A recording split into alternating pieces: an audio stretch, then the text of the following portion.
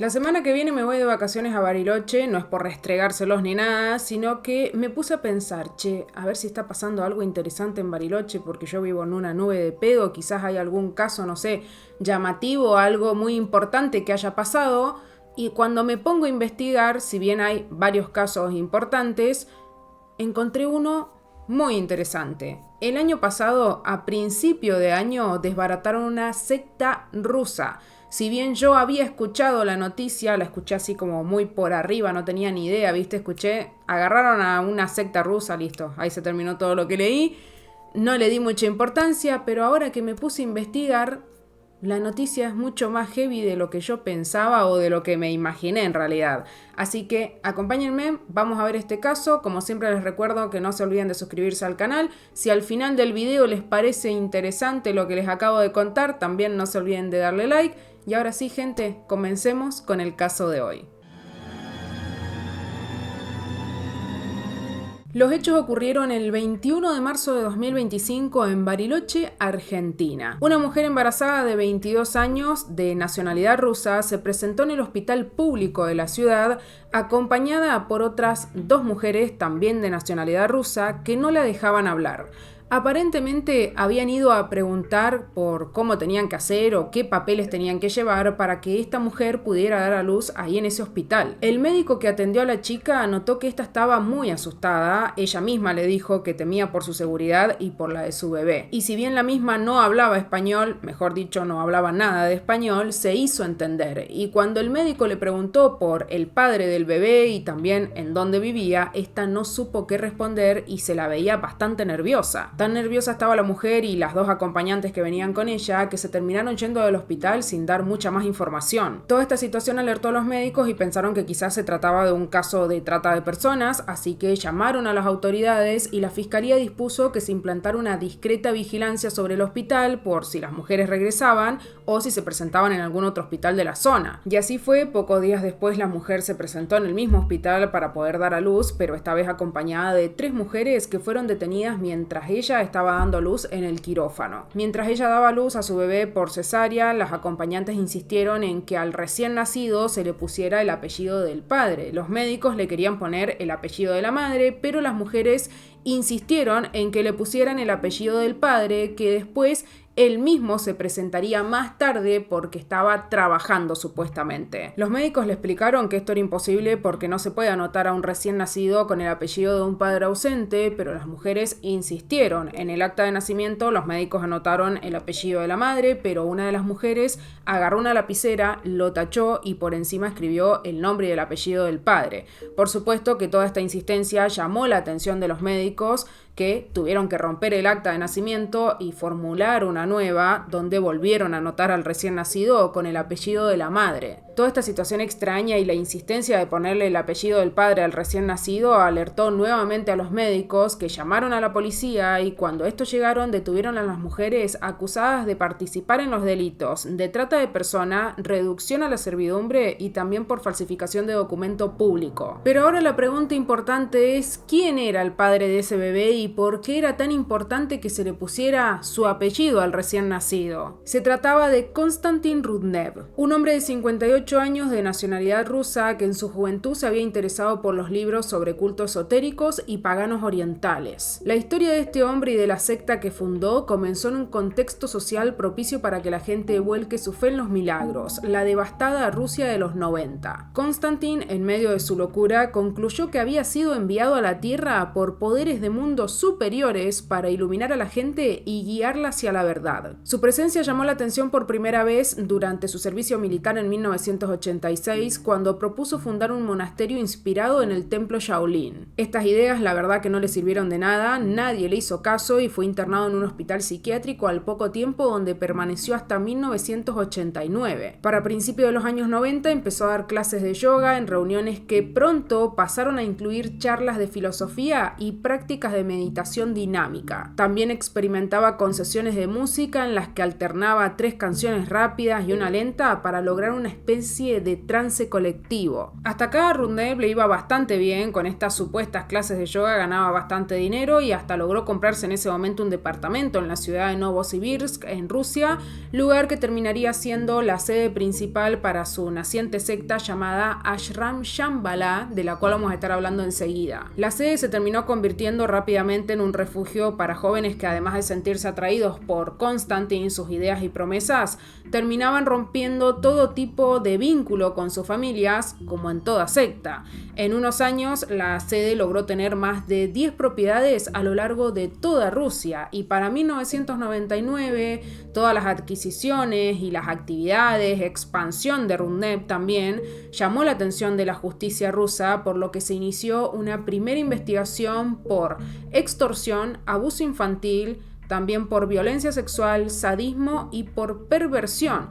Pero esto no se investigó más allá y el caso se cerró al año siguiente. A pesar de todo esto y de que la justicia en ese momento lo tenía en la mira, a Konstantin no le importó en lo absoluto. Al contrario, su autopercepción como líder iluminado nunca dejó de crecer. Konstantin se refería a sí mismo como el gran maestro, el gran chamán, el segundo Mesías, también como el profeta, sino también como el extraterrestre de Sirio. Sirio aparentemente es una estrella, o si no también se refería a sí mismo como, escuchen esto, un embrión que vino a la Tierra en un ovni. Y ahora la pregunta que muchos hacen siempre es: ¿cómo es posible que haya gente que crea en este tipo de personas, que lo sigan y que hagan todo lo que ellos dicen? Como la mayoría sabe, las personas que se unen a estas sectas usualmente son personas que están pasando por situaciones difíciles, que se sienten solas, que están atravesando, no sé, un duelo, una separación, y que son mucho más fáciles de manipular. Además, la mayoría de los que llegan son personas que han sido engañadas, o sea, llegan a esos lugares con promesas e ideas que le pintan en la cabeza, pero lamentablemente terminan siendo víctimas, como es en este caso. La secta llegó a tener presencia en 18 regiones de Rusia y hasta 30.000 integrantes a lo largo de los años. Y por supuesto, como requisito para entrar a la secta, las personas que se unían debían perder contacto con sus familias, como ya mencioné anteriormente, y adorar al líder como si fuera un dios. Pero hasta acá no les he contado nada de lo más heavy o pesado que le hacían a la gente ahí adentro. O sea, sí, les he contado que debían adorar al líder como si fuera un dios, pero nos está faltando algo: control, dependencia, abusos quizás, como en la mayoría de las sectas, y por algo los estaban investigando, ¿no? Gracias a varios testigos se supo que la vida en estos campamentos de meditación era muy difícil. De por sí la secta era muy violenta, totalitaria y peligrosa debido a sus métodos extremos de manipulación psicológica y mental, y además les imponían castigos muy severos por mala conducta que incluían intimidación, palizas, privación de alimentos, exposición prolongada al frío, privación del sueño e incluso tortura y violación. En el lugar no solo había adultos, sino también niños. Todos eran tratados con sustancias psicotrópicas que ellos le llamaban té chamánico. Y además se elogiaban las prácticas sexuales como un medio para la iluminación, incluyendo orgías entre todos los miembros de la secta, algo que el líder describía como tantra yoga. Y no solo esto, sino que también obtenían ingresos a través de videos sexuales caseros que grababan cuando sometían a las integrantes, cosa que hacían con el pretexto de la purificación. Además, algunos miembros eran encerrados en una habitación oscura durante días sin comer ni dormir. En 1999 la secta ya había alcanzado la cifra de entre 10.000 y 15.000 miembros, y Rudnev, que se autodenominaba el gran chamán, el marciano viviente y demás, fue detenido el 23 de octubre cuando la policía allanó 2 departamentos en la región de Novosibirsk. En ese momento hubo varias denuncias que determinaron que la secta era antisocial y antifamiliar y que se oponían a relacionarse con la sociedad en general. Además, a esto también se le sumó la desaparición de varias personas que habían ido a estos centros de bienestar en busca de meditación y para encontrar la iluminación, y sus familias nunca más volvieron a saber de ellos. Con el tiempo la secta siguió creciendo, pero de alguna manera Rudnev siempre lograba evadir la justicia. Si bien había llamado la atención de ellos y lo habían detenido, en ese momento lo liberaron y desapareció durante 5 años, así que el caso fue suspendido. Después de aquella primera investigación en 1999, Konstantin volvería a evadir la justicia en 2004, 2006 y 2008. Lo que había empezado con un primer grupo de mujeres con las que Rudnev mantenía relaciones sexuales como parte de una práctica espiritual vital, derivó en una secta secta en la que había sexo en grupo, violaciones y zoofilia. Y lo peor es que todas estas prácticas eran grabadas, que ya lo dije anteriormente. Este material audiovisual fue registrado durante más de 30 años y es tan explícito como perturbador. Pero ¿cómo es que el líder logró evadir la justicia durante todos estos años? Si bien la justicia intentó llevarlo a juicio en varias oportunidades, en cada ocasión los casos no llegaron al tribunal, ya que sus seguidores se negaron a testificar contra él y decían que se habían unido a la secta voluntariamente y que no tenían intenciones de abandonarla. Finalmente, en 2011 se realizó un juicio en su contra y en 2013 el tribunal condenó a Rudnev a 11 años de prisión por crear una asociación religiosa que infringe la personalidad y los derechos de los ciudadanos, también por violación, actos sexuales violentos y por tráfico ilegal de drogas. Pese a la detención de Rudnev, el grupo continuó con sus trabajos de forma clandestina. Cuando el líder salió de la cárcel, viajó a Europa, donde siguió adelante con los mismos delitos hasta llegar a América del Sur, donde captó a más personas. Como para que se den una idea del nivel de manipulación y de cómo la gente lo seguía, el ruso le pedía los dientes a sus seguidores y les decía: "Estás renaciendo como un hombre de la secta raza que no necesita dientes porque se alimenta de energía divina", y sus seguidores le daban sus dientes, se los sacaban y se los daban. Después de cumplir su condena en prisión, Rudnev fue liberado en 2021. Cuando salió se trasladó a Chipre y luego a Montenegro, que queda al sureste de Europa. Durante los siguientes años siguieron con las mismas prácticas y sumando gente hasta que en octubre de 2024 las autoridades montenegrinas arrestaron a varios miembros de la secta que estaban filmando pornografía en un centro de esquí. Ese mismo mes, Rudnev huyó de Montenegro y no se sabe por qué terminó mudándose a la Patagonia Argentina. Por lo que se sabe, eligió Argentina, la Patagonia específicamente, porque él creía que entre los paisajes naturales podía volver a desaparecer, además de que aparentemente le recordaban a su infancia. Argentina desde hace tiempo que venía siendo un país acogedor para los rusos, ofreciendo entradas sin visa y para muchas mujeres la posibilidad de dar a luz en un país que otorga ciudadanía a sus hijos, aparte de la salud pública también. Los hechos que condujeron a la detención de Rudnev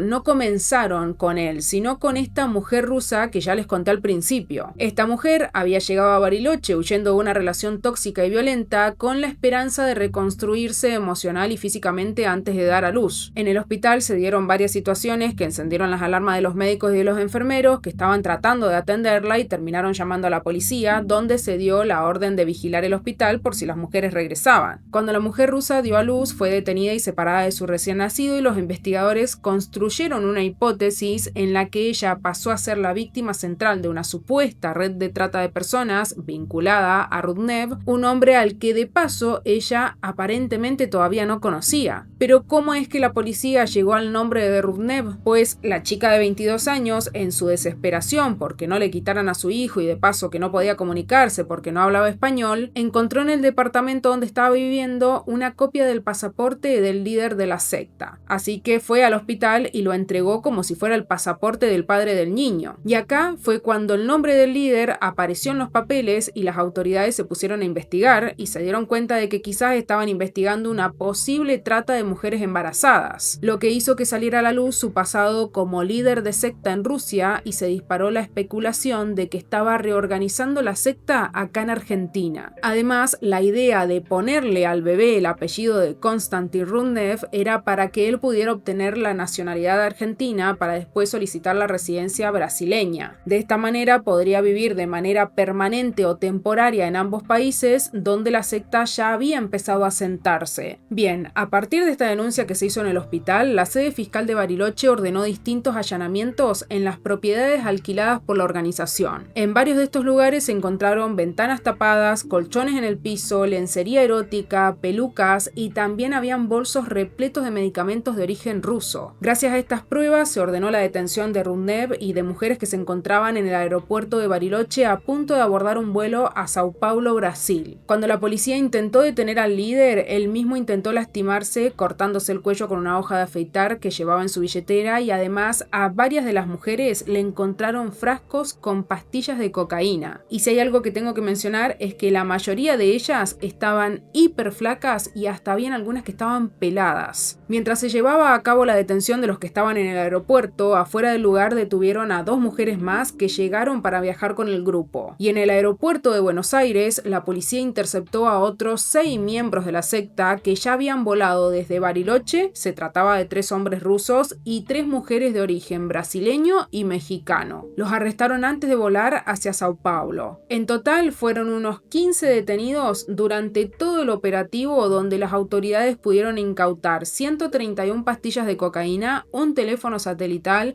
un handy con antena y más de 1 millón de pesos argentinos, una docena de teléfonos y 2 camionetas que usaba la organización. Aparte, también encontraron pasaportes de varios de los miembros de nacionalidad rusa, entre otros papeles y documentos falsificados. Después de todo el operativo y de las detenciones, Rudnev fue rápidamente trasladado a una cárcel de máxima seguridad por su peligrosidad y el riesgo de fuga. Quedó recluido en el complejo penitenciario federal de Rawson, en la provincia de Chubut, y junto con él también fue detenida su esposa, Tamara Rudnev, quien permaneció bajo prisión preventiva durante unos días. Mientras tanto, un total de 21 personas estaban siendo imputadas, 13 de ellas habían quedado con prisión preventiva, es decir, que estaban presas, y el resto estaba pasando el proceso en libertad, pero con ciertas restricciones que debían seguir, como por ejemplo la prohibición de salida del país, que debían fijar un domicilio, también le retuvieron los pasaportes y debían presentarse cada 7 días en una dependencia policial. Con el avance del proceso, las mujeres fueron puestas en libertad, pero Rudnev siguió encerrado en el penal de Rawson. Allí su salud comenzó a decaer y, según denunció su pareja Tamara Rudnev, dijo que el hombre que enseñaba a curarse con la energía divina de las estrellas se estaba muriendo en la cárcel. Bueno,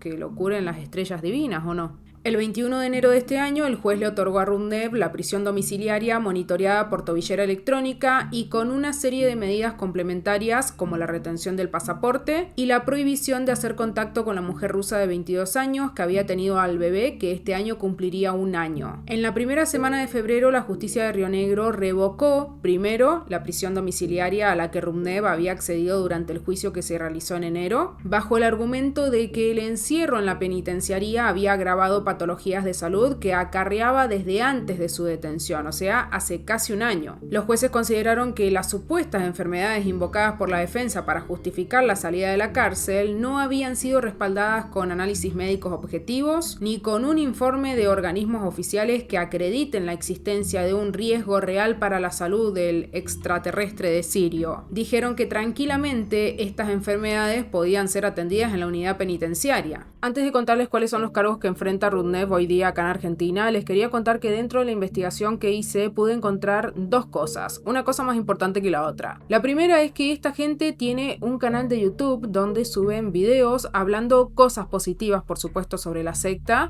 Estos videos los han subido desde que pasó, bueno, en realidad desde más antes, pero desde que pasó todo acá en Bariloche, en Argentina, han estado subiendo videos.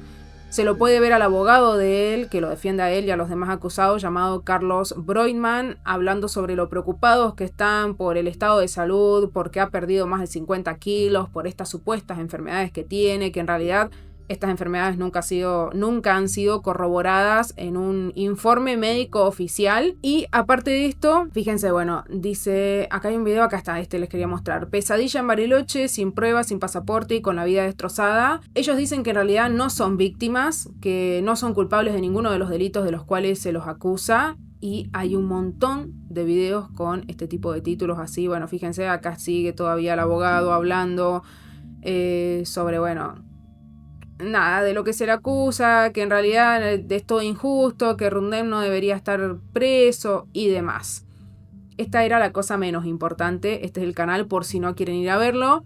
Y la otra cosa que para mí es la más importante, que es oro puro, y es que encontré un canal de origen ruso.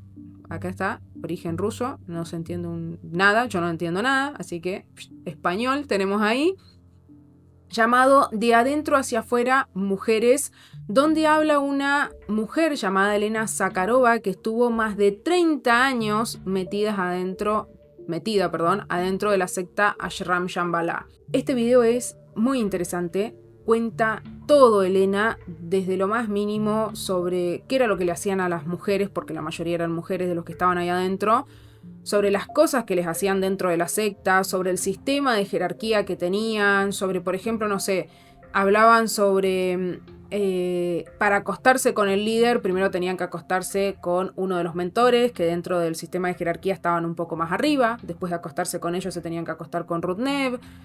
Está muy bueno el video porque muestra fotos, videos, habla sobre la infancia, la adolescencia de Rudnev.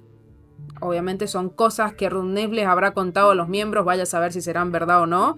Pero fíjense a que les voy a estar mostrando, ven, muestra fotos reales de él, de las cosas que hacían, y acá les voy a mostrar unas fotos bastante interesantes. Acá la entrevistadora le pregunta si el hombre llevaba algo que indicara que era un gurú, si había algún tipo de ceremonia o algo para entrar, y acá Elena le va a contar cómo se vestían las mujeres para gustarle a Rudnev.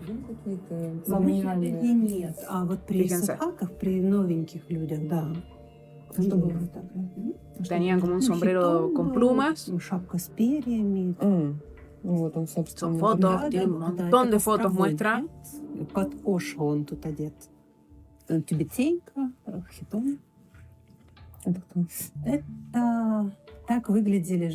Esa es una, ahí va a mostrar más.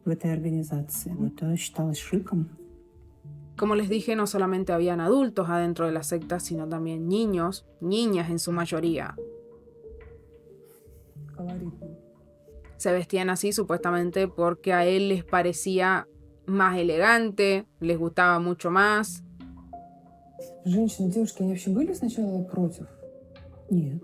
Сразу. То есть как-то так они подбирались, что наоборот, это вау. Но женщина может была спать только с ним. Да.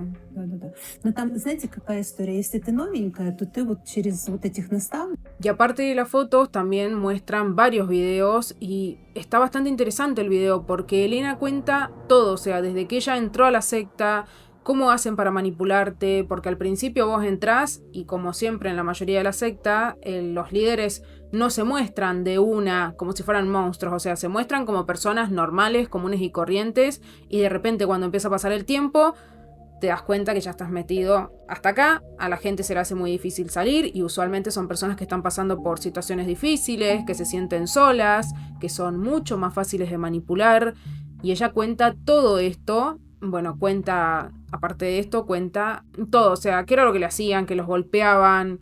Está bastante interesante el video. Y si bien todo lo que cuenta Elena son cosas que pasaron en Rusia y en los demás países donde operaba la secta, me parece bastante interesante si quieren ir a ver el video porque nos da una idea y nos ayuda a entender la magnitud que tenía esta secta, esta organización. Porque si bien acá en Argentina se los está juzgando por las cosas que hicieron acá, en Bariloche, en Argentina, nos da una idea, nos ayuda a entender qué hubiera pasado si los médicos de ese hospital no hubieran llamado a la policía, qué hubiera pasado si no se abría una investigación, si no se hacían los allanamientos, en qué hubiera terminado todo esto, porque es muy probable que hubiera terminado todo como está contando esta mujer. Por supuesto no les voy a mostrar todo el video completo, pero acá en la descripción se los voy a dejar por si quieren ir a verlo. Está bastante interesante, nos ayuda a entender mucho mejor lo que hubiera pasado si este hombre hubiera seguido haciendo las cosas que estaba haciendo acá en Argentina, porque la idea de él era operar en Argentina, viajar a Brasil, ir, venir, vaya a saber si tenían algún otro país en mente, no lo sabemos, pero si no lo hubieran atrapado, ¿qué hubiera pasado? Bueno, les quería mostrar esto porque me pareció bastante interesante. Ahora sí les voy a contar cuáles son los cargos a los que se enfrenta Rudnev hoy día acá en Argentina.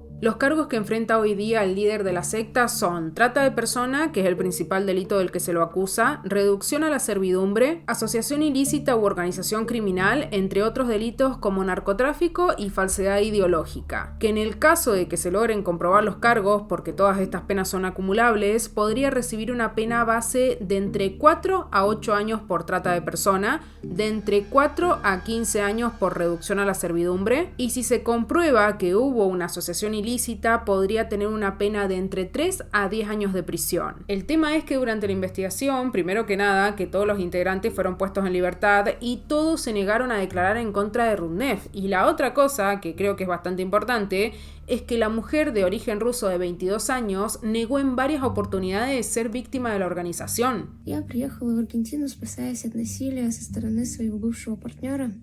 А перелет произошел спокойно. Проживание в Аргентине, в Барилоче, тоже не доставило каких-либо проблем. И просто наслаждалась тем, что скоро буду мамой. все было комфортно, наоборот, я даже стала лучше питаться, больше гулять на свежем воздухе. Я знакома только с Ангелиной, она является подругой моей мамы, и за отведенное время даже стала мне как старшая сестра. Никому не пожелаю такого пережить. Вот сами представьте, вы только что родили, вы не успели отойти от операции, а вас окружили, и от вас еще требуют какие-то вопросы, ответы, и при этом вам ничего не объясняют. Нет какой-либо связи, забрали телефон. Мне просто повесили ярлык жертвы, несмотря на мои протесты. И ничего не объясняли. Ни чьей жертвой являюсь, ни как я ей стала, ни почему это происходит. Мне ничего не объяснили. Когда я вернулась обратно в страну через 3 месяца, было очень сложно вернуться к прежнему ритму жизни. На меня оказывали давление, потому что на меня постоянно задавали вопросы, знакома ли я с кем-то из задержанных. Мне показывали их фотографию, произносили имена с фамилией, но я их не знаю.